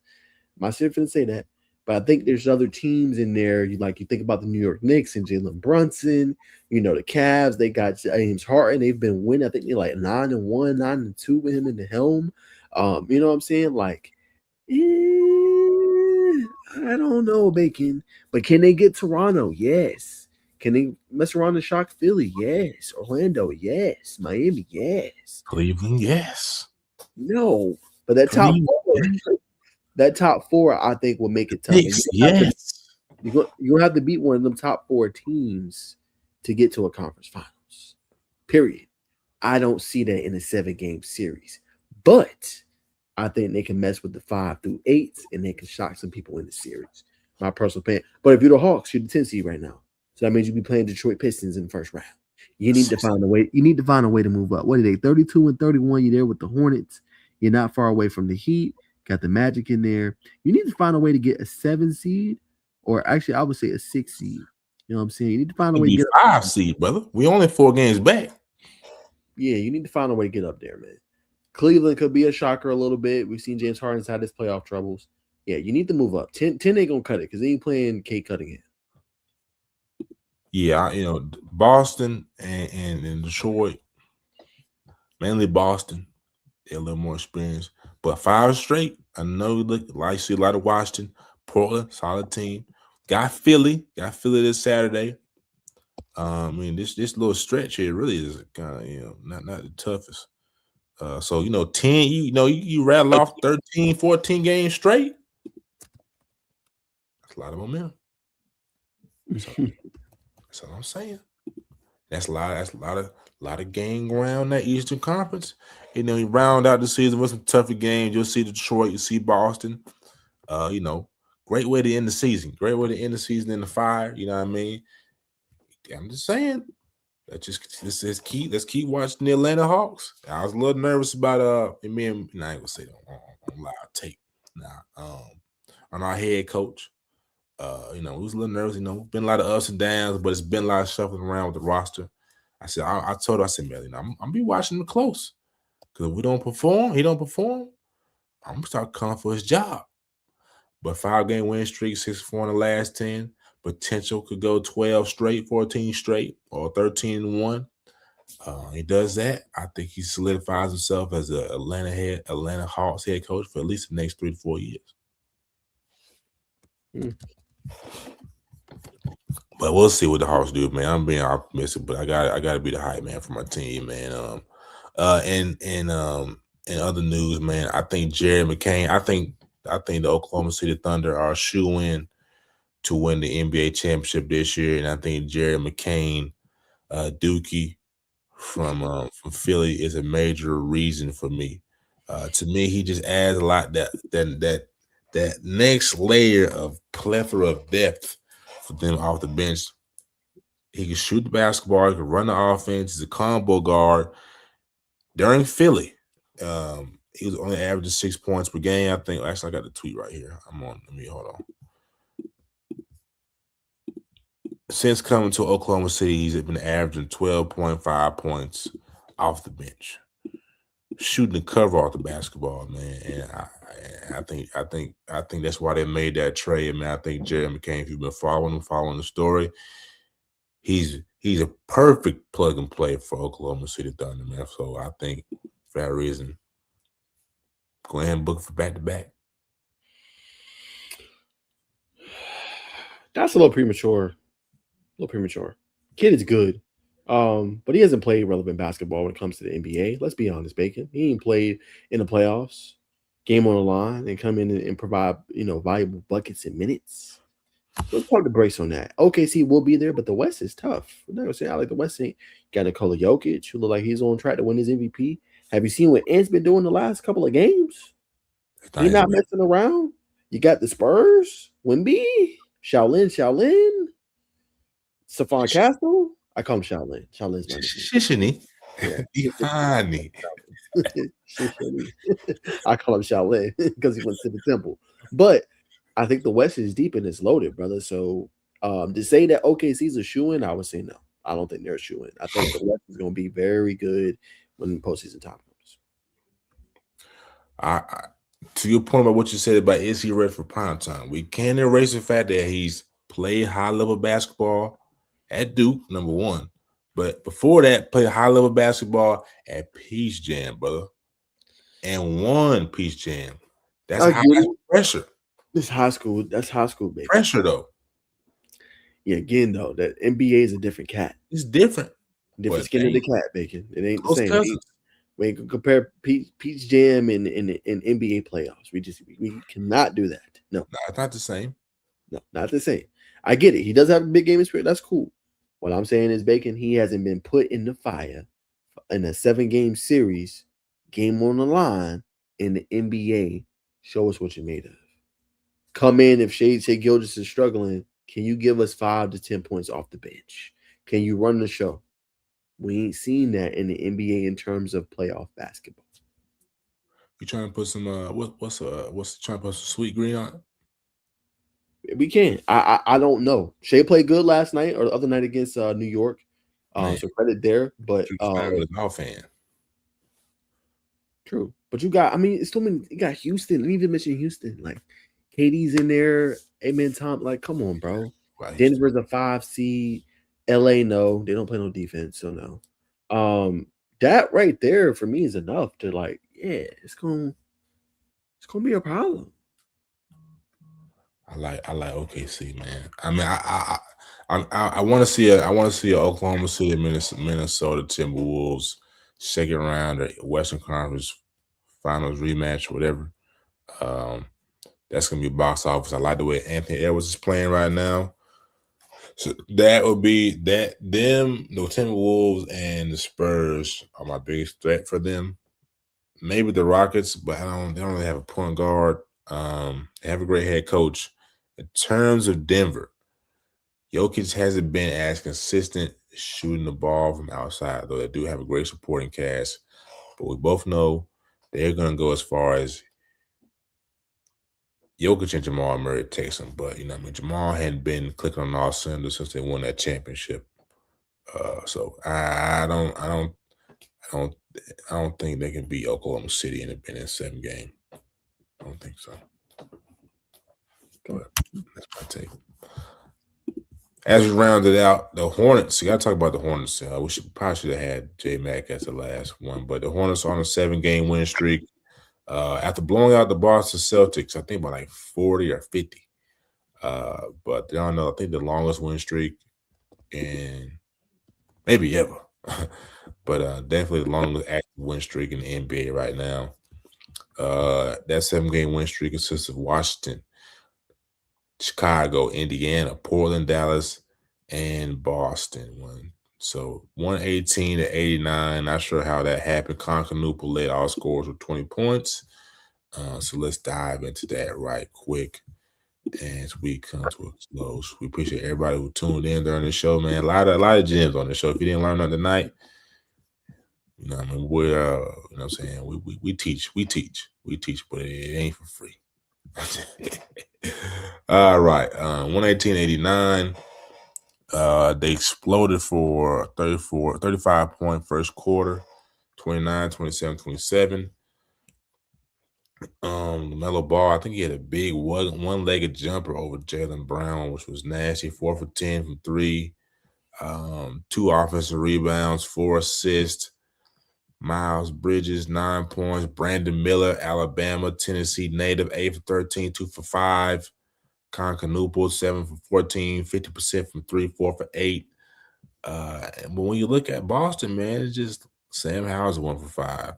Keta 1 for 3. You know what I mean? It's just a lot of struggling. You know what I mean? And Charlotte didn't know him for defense. Jaylen Brown, 7 for 19, man. 11 rebounds. I like 7 assists, playing the MVP level, 10 defensive rebounds. But do you think Charlotte is turning the corner? I think they're definitely, as a team, I'm not going to say they're turning the corner where they'll be a contender, but I do think in terms of their organization, they are turning the corner. I think they finally figured out a good lineup. They got 3 players averaging nearly 20 points. Brandon Miller leads them with 20.